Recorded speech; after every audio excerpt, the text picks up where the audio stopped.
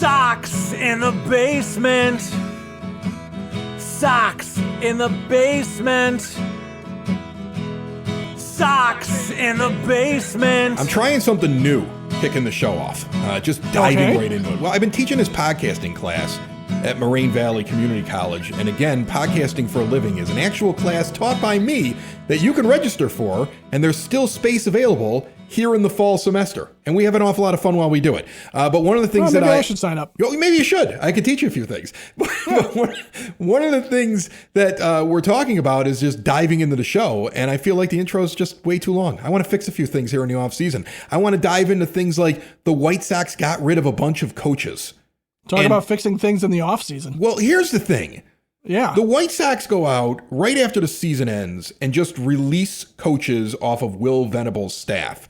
And this is very easy to explain. First off, Ethan Katz is gone. Marcus Thames is gone. So you've gotten rid of your pitching coach and your hitting coach. A couple other guys are gone. Basically, anybody that was on the team before Will Venable took over as manager.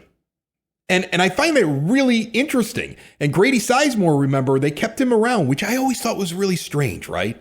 Like, he's not a bad guy, but what kind of manager wants to take over a team, and a guy who actually led the team for a couple of months as their manager and wanted the job is still going to stick around on the staff, right? So now he's a Barfield guy. Right? Exactly. Because that was the whole thing is Grady Sizemore needs to be on a coaching staff.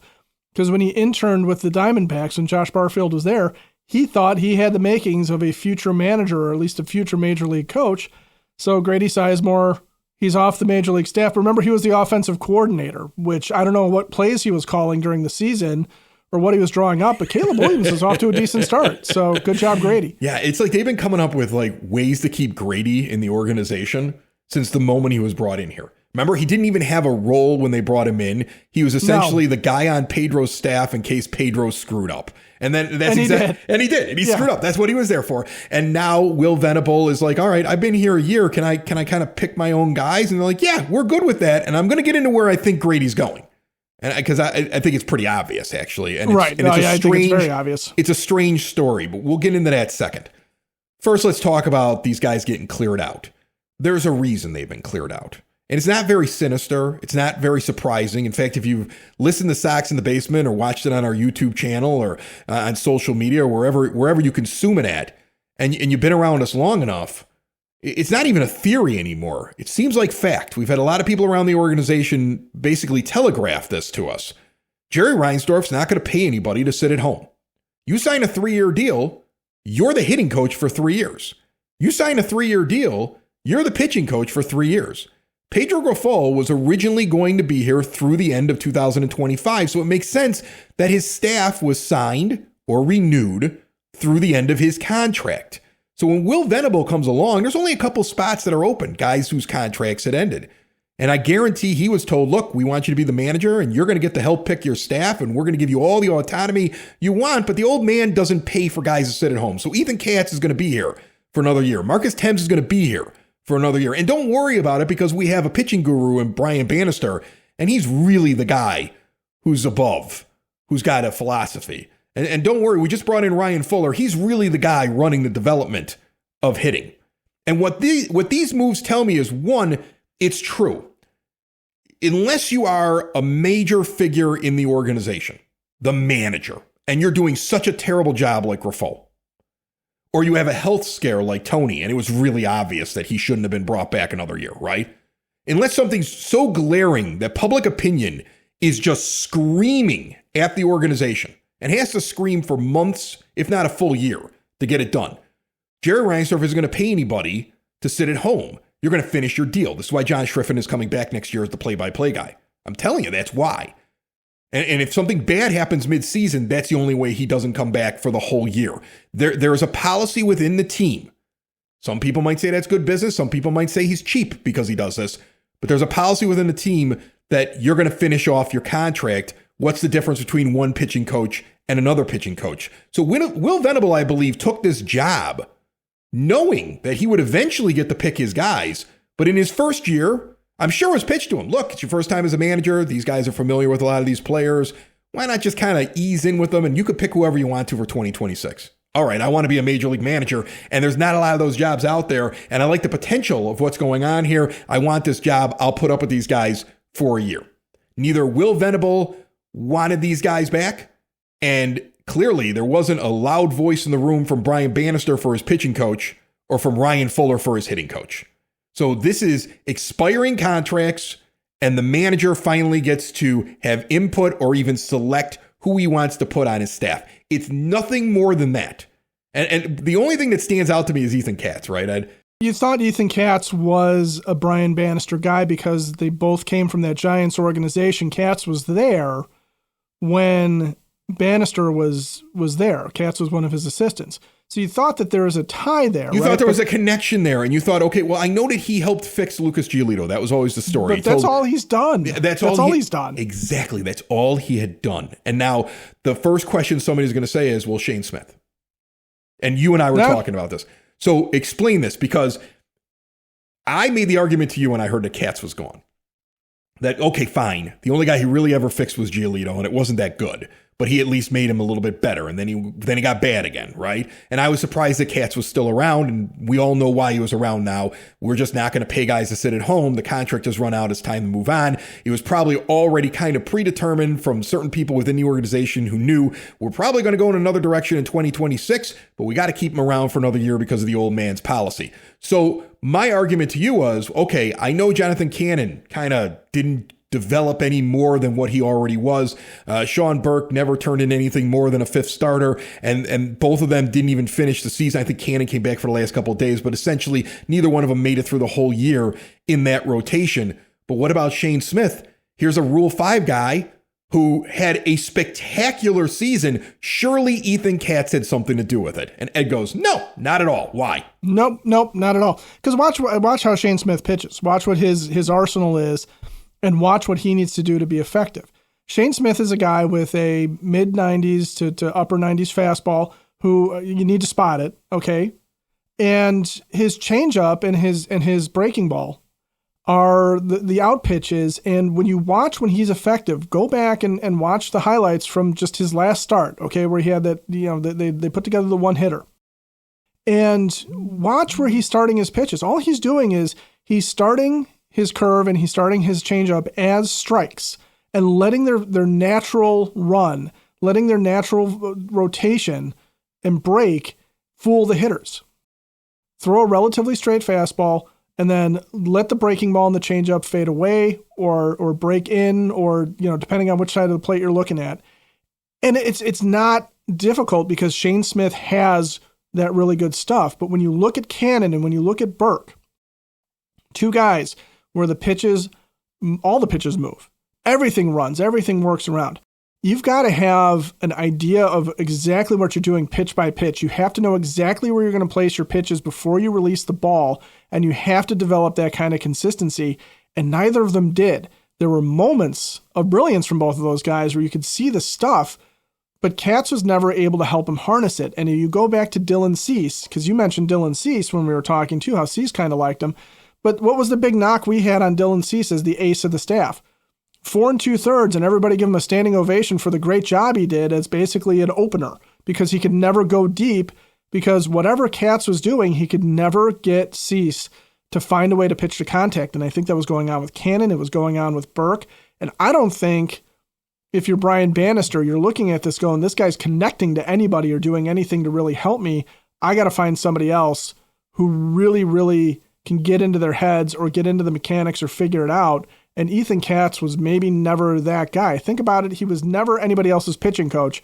He was only ever an assistant. And he was really brought in because of Giolito, right? Right. That was the thing. When he got brought in, it was because he had come up with this idea of telling him to throw like a weighted bag to fix his arm slot, and then he got a starting pitching job out of it because Hahn and Williams just needed to fix something with that team that was always like a boat that had multiple holes in it that was always leaking. And then when he got in there, I never felt like there was a big impact. And you're right.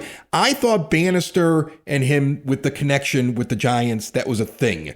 It clearly is not a thing. He was around for the next manager because he had a contract. The contract hadn't ended yet. And that's why That's why he survived 2 managers after his initial hiring. Yeah, well, it's a whole Don Cooper thing too, right? I mean, you can go back to Coop. Coop would always like survive the next guy because they like consistency, and Coop was good at his job, right? That was part of it. But his contracts never seemed to line up with the manager being changed too. No. So Coop would be like, well, I still got a contract, and Jerry would be like, yeah, well, we're not going to pay you to sit at home, and you're pretty good. And then they would tell the new manager, like, maybe you should just stay in there and get used to Coop. And then Coop was so good at it, they're like, well, I'm not changing this guy. Plus, I think he beat my butt. Like he'd dive all. He's intimidating. I don't want to fire him. Like maybe that's how Coop stuck around. I don't know.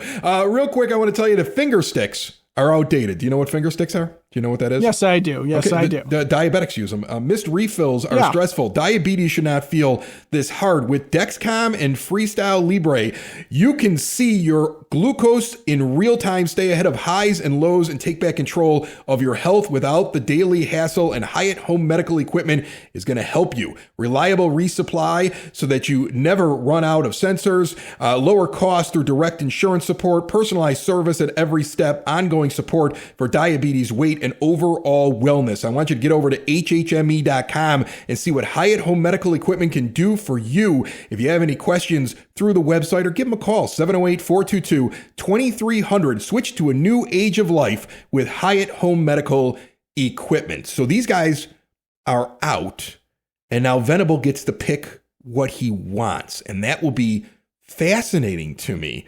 And then you have to wonder, do the White Sox go out and offer? I mean, I would imagine Venable's a 3-year deal, right? Isn't that like their standard? It's I like would think so, yeah. deal. So they offer all these guys 2-year deals so it doesn't overlap? Like, or does this continue? Because they are in kind of like a weird thing right now where there's always these coach holdovers. There are always these weird coach. I mean, like, will Venable be able to convince guys like, hey, I want you to be with me, but they're only giving you 2 years because they want the staff to line up now? And I would think that if it's somebody who wants to work with Will Venable, that won't be a big deal.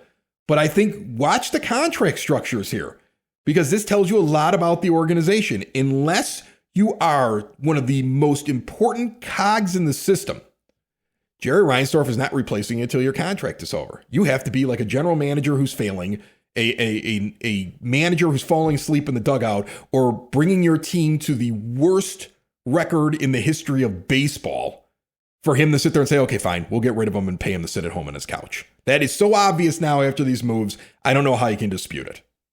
Well, it'd be really bad business if they didn't line up the coaches then with Will Venable's contract. And honestly, if you're one of these coaches, I think you're used to the idea that your continued existence in an organization is completely tied to what the manager does. So if you're Walker McKinven, you know that you're the bench coach as long as Will Venable is the manager, or until somebody decides that they want to go off the Will Venable coaching tree, an extension of the Bruce Bochy tree. Well, perhaps. I think it's a good thing that they're all tied to each other. Like, that's what you really want to have happen. Because remember, in the previous regimes, like, Daryl Boston was essentially there to tell Kenny what was going on, it felt like, right? Like, he was always, they were keeping guys around because they were a nice little pipeline of, hey, this is what's going on in the clubhouse to the folks that are up above. Finally getting all that cleared out. Chris Getz doesn't seem to be doing that. In fact, moving Grady Sizemore to another role. Like, they're waiting to assign him someplace. If they were like, no, he's just going to stay in there on that coaching staff, I'd be like, well, that's Getz's Daryl Boston right there. Grady's Getz's Daryl Boston. I don't think that's the case. I think instead, Grady Sizemore is going to be the manager at Charlotte. In Charlotte, or they're going to make promotions and maybe start him someplace else. Sergio Santos, man, that was the surprising one. He was moving up. That was a shock. He was moving up in the organization, and a lot of people seem to think that he's a future manager. And he was, and all you heard were good things about him.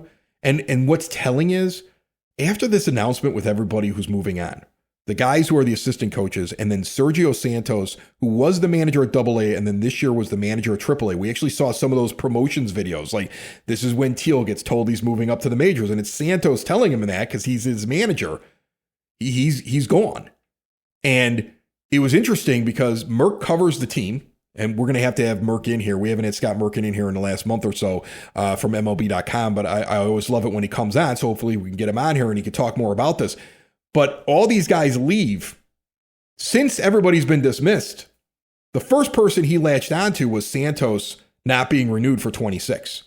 He actually made a post of how interesting it is and that players really enjoy playing for him and his staff with the Knights. And then had quotes from Santos, which indicate this is not a mutual thing. This is not, hey, I want to go out and get a major league job, or I know I can't be part of the staff. It really seems like, I mean, he actually says when one door closes, another inevitably opens. A door closed on him. He's out of the organization. And I'm very curious as to what's going to happen with Grady Sizemore. They've seen him manage.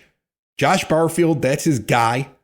They seem to really like Grady. Think of what he survived. He survived Pedro. First, he had a position created for him to be with Pedro. Then he takes over. Of all the coaches on staff, he's the one that's given the team. Then they create offensive coordinator for him this year with Will Venable. Nobody knows what that is. And then there's a bloodletting for anybody that is not Venable's guy. He's sticking around and being reassigned, and you see one of the minor league managers inexplicably let go because his contract's up.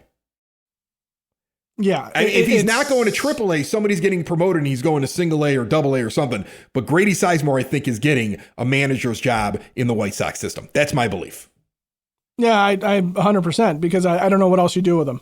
If you're not going to make him the first base coach / outfield coach, which would seemingly be a natural fit on the major league staff, getting rid of Jason Bourgeois, you would assume that you're going to put him in the minors somewhere because you think he's a manager candidate down the road, and have him become manager material by giving him a team. And maybe it is. Maybe Guillermo Quiroz, I think I probably botched that, but maybe he moves up from Birmingham to Charlotte with the players that he just won a championship with, the way that Santos just did. And yeah, maybe Sizemore gets a crack at Double A, or he gets a crack at one of the single A teams. It's hard to say because we don't know yet, but clearly they want Grady Sizemore around, and it could also be a contract situation where if they had him penned to a couple-year deal, and I don't know his contract situation. Well, think about it. He's been there 2 years, right? Yeah. He's been there. That could be the other thing. He's been there 2 years, and generally they give him 3-year deals. And like I just said, they're not firing you to sit at home. So it might be Will Venable's like, we don't need an offensive coordinator. I don't even know what the hell that is. And they were like, okay, we have to admit we made that up, but we got to keep him somewhere. Right. Well, and the other guys, Grady Sizemore may be gone next year. We just got to find something for him to do for a year because we don't have anywhere to put him. Like, it's really weird. Like, on one hand, you see Santos moved on. You go, okay, well, they're going to make Grady the manager. On the other hand, it could just be simply Venable is like, I want to do my own thing. They're like, all right, we think you've earned it. And this is how normal organizations work. The manager gets to pick all of his guys. So Getz is like, we're going to let you pick all of your guys, but we can't get rid of Sizemore. So we've just got to find a place for him. It could be one or the other with this team, really.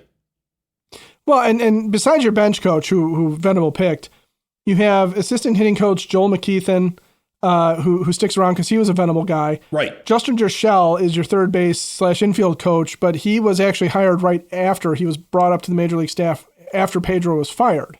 Right. So he's probably still under contract. And then you've got Matt Wise, who was there going into last year, but as the assistant pitching coach, but it's up in the air what he's going to be doing as well. Again, I guarantee when they promoted Jershell, it was a 3-year deal.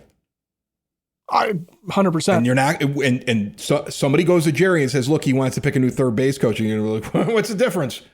Guy just stands there and waves his arm. We're paying him already, right? Can we get out of the deal? No, we can't really get out of the deal. Well, then we're keeping him. I don't pay people to sit at home. This is how the organization works. We all have to accept it. Right. We have to accept that it's run like, I don't know, a furniture store in Des Moines. That's what it's run like. I mean, it's not a major market baseball team. When it's the kind of place where you get a free onion with a sofa. Right, you know? exactly. And I realized that was in Champaign. And the funny thing is, you're probably spending more money on that 12-year-old that you're giving the deal to down in the international ball. What was he? The Dominican kid? We talked about him a couple. Yeah. Right. The 12-year-old. Yeah, we talked about that kid, the 4-year-old that they're bringing in, which makes sense. James Fox have been talking about it. That's the stuff you do. The Yankees have been doing that for years, so that's how you make inroads. So it makes sense. But I guarantee that kid's making more money than the third base coach. It's just a principle for the ownership, where he's going to say, no, I'm not paying anybody to sit at home. And I think that is just a policy that runs through the company. So that's why that is. And Santos, if you need to make room for a Grady Sizemore, he might be the only guy whose contract had actually ended and needed to be renewed, and since you can't fire anybody else to make room, you kind of go, well, we just won't bring back Sergio because I can't fire anybody else. So we just won't bring back Sergio because I got to find a place for Grady. Like, when I say that out loud, doesn't that just sound ridiculous? Like, if it that's sounds the ridiculous, reasoning? but it sounds so White Sox. Right. It just sounds like something we would be reporting factually. You know, Bob Nightingale or Merck or somebody is reporting that this is why Sergio was let go. It's and not they are because not. of performance. They're not yet. It's just the way the contracts line up, right? Like, it almost feels like that. Again, it reminds me of, like, I don't know, working for a small town radio station. Like, this is how it ran at KRFR Bakersfield, I believe. Like, I mean, like, I was there. I think that's exactly how they did things. Like it just smells. It smells like that to me. There's something. Thank God you gave me a 15-year contract for this show. The only time I ever saw a radio station not do that was when I got let go in Reno, Nevada. And that was only because the guy who owned the station decided to let me go without asking anybody what my contract was. And he still had to pay me for a year and a half to sit on the couch. And he was so furious he fired the program director who signed the deal with me. So, I mean, like, that's what Jerry Reinsdorf is. Jerry Reinsdorf's that guy. Like, Jerry Reinsdorf's that guy. He wants to move on. They were changing that radio station from adult alternative, which I didn't think I fit in the first place because I was young and I always tended to skew more male. And I was like, it was the late 90s, early 2000s. And that's what I was. And you're only sort of adult. I was abrasive and I wasn't totally an adult. And I used to get numbers, but I mean, I was more of a rock radio guy. So I was surprised they brought me there in the first place. But when they decided they wanted to trend even more female and more adult, like they were going for 35 to 45-year-old women with a 23-year-old borderline shock jock who within a year earlier had punched the lead singer of Third Eye Blind in the face backstage. Like, I don't fit what they're doing. But I got the feeling afterwards, talking to people, if he would have known that he was on the hook with me for another year and a half, he would have put the wrong guy. He would have put the square peg in the round hole to not pay me to sit at home for a year and a half, that guy. And that's what Jerry Reinsdorf is. I wasn't the right guy, right? I got scooped up within 6 months at a rock station on the West Coast. I wasn't the right guy. But he didn't want to pay me to sit at home. But by the time that he knew what had happened, they had already let me go. And I was sitting in a casino spending my winnings and being like, this is great. If only I could get fired with a guaranteed contract more often. It's good work if you can find it. It's good work. If you could do it, that's the best way to go. Most of us just get fired and it's the only time that ever happened to me. It's the only time that ever happened to me. We're lucky if the company doesn't sit there and trump up some charges to make sure that we don't get unemployment because they say we did something wrong. But I mean, it's fine in some regards because you do wonder if Will Venable had absolutely been terrible this year. And the White Sox had another historically bad season, even with prospects coming up, even with getting guys like Teal and Mydroth off of the Garrett Crochet trade. If Venable had proven not up to the task, which would have been on Chris Getz and would have been an absolute terrible mess to begin with. But if there was something there, it really wouldn't have mattered who his coaches were. No, but right? You know what they would have done? If they thought Venable wasn't the right guy, they would have extended all those guys to the end of Venable's deal so they could have cleared them all out when they cleared Venable. That would have been the indication. Like, if they didn't believe in Venable, that would have been the indication. That's what they would have done. They would have extended them, but they wouldn't have extended them past that so that when they went and got the next manager candidate, they were all on the same page. I don't think they would have given him the freedom that he's going to get now to pick his staff if they didn't believe in what he's doing. I feel like this is they're saying we believe in Will Venable after this year by doing this, that we're going to make some changes then.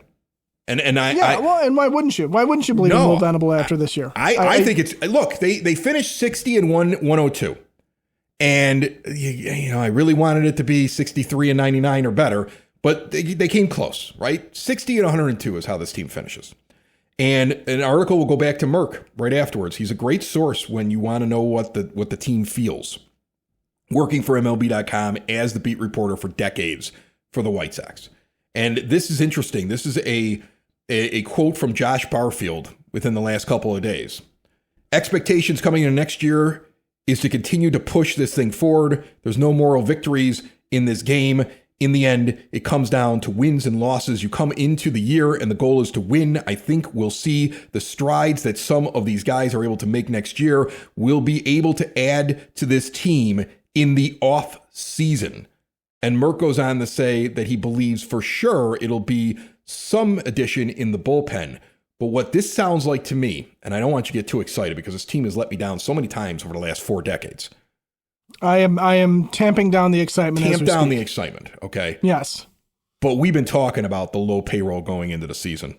We've been talking about the fact that you might need to make some adjustments and you might need to package a few guys that aren't quite what you want, but could be valuable to another team in deals, and adding maybe a bat or two and adding maybe a veteran pitcher or here or there.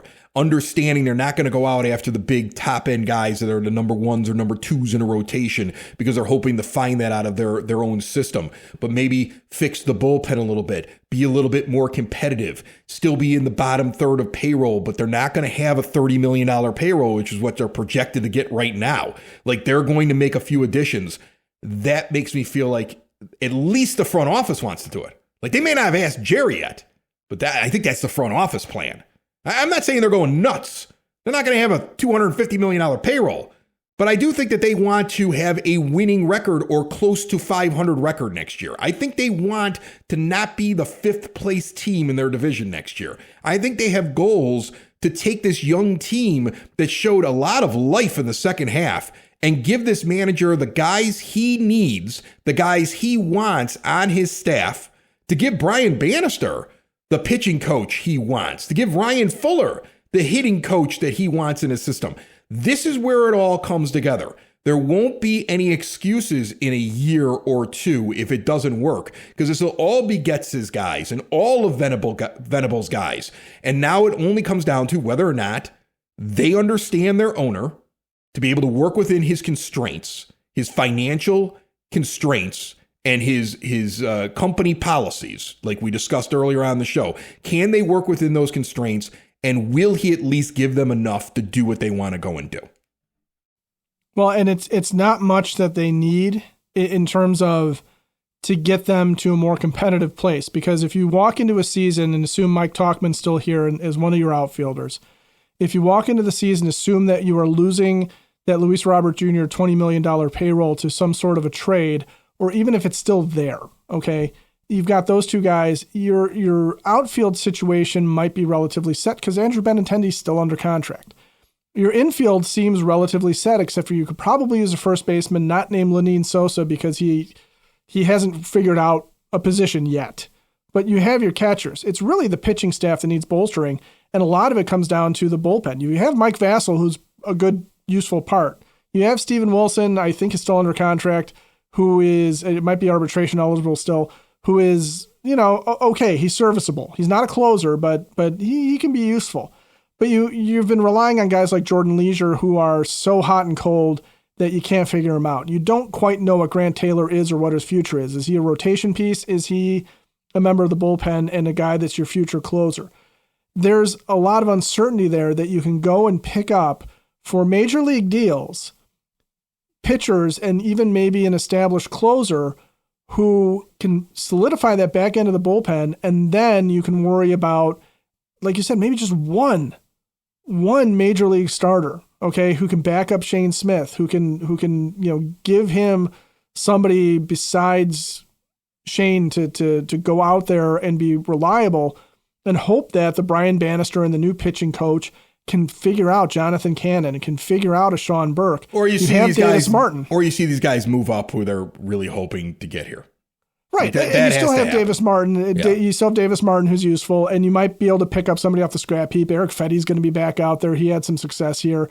Martin Perez, I feel like, is just, his body is giving out on him, so maybe he's not what you want. But there's opportunities to go out and add to this team in the offseason. And you picked up 40 games, give or take, this year with an emerging young core. And could you pick up another 20 games next year? Yeah, you could. It doesn't take much to get to that. And that's an 80-win team. That's not necessarily a team that's going to go to the playoffs, take a wild card, but you'd be in the hunt for the entire year. And then from there, getting another 10 more wins and getting yourself into an actual competition for a playoff spot is just a matter maybe of a little bit of growth. So, I mean, over the next couple of years, with a coaching staff that probably has those 2 years to figure it out, it's next year, let's see if you can be a lot of trouble for a lot of teams throughout the season. And the season after that, Will Venable, you better win. And your guys that you pick this offseason better win. Because if you don't, there's no excuses from the front office on down to anybody. Even to poor Sergio Santos, who'll probably be back with like the Blue Jays or something. Sox in the basement. Sox in the basement. Sox in the basement. Sox in the Basement. Heard everywhere podcasts can be found. And always on soxinthebasement.com.